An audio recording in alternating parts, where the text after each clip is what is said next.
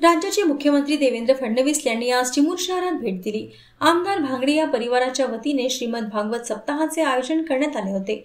जोधपूर येथील रामकृपालजी महाराज यांच्या वाणीतून भागवत सप्ताह आयोजित करण्यात आला आहे।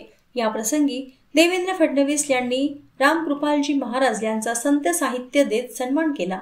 आपल्या संबोधनातून देवेंद्र फडणवीस यांनी जगात ज्या संस्कृती संपल्या त्याचे वय 4000 वर्ष होते, मात्र नव्या उत्खननात भारतीय संस्कृती ही 10,000 वर्ष जुनी असल्याचे स्पष्ट झाले असून देवाची पूजा पद्धती आजही कायम असल्याचे ते म्हणाले। जग आता हाच धागा पुढे नेत असल्याचे फडणवीस म्हणाले। आणि ज्या संस्कृतींना इजिप्तच्या, बॅबिलोनियाच्या जगातल्या जुन्या संस्कृती म्हणून गणलं गेलं, ज्या समाप्त होऊन गेल्या, त्यांचंही वय 4000 वर्षाचं आहे।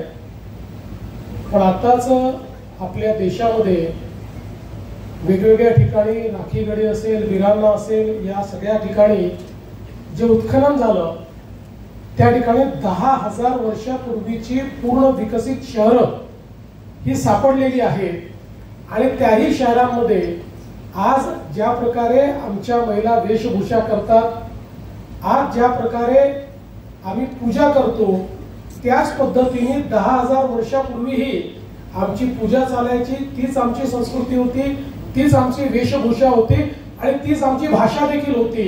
हेही आता या ठिकाणी जगासमोर अधोरेखित झालेला आहे।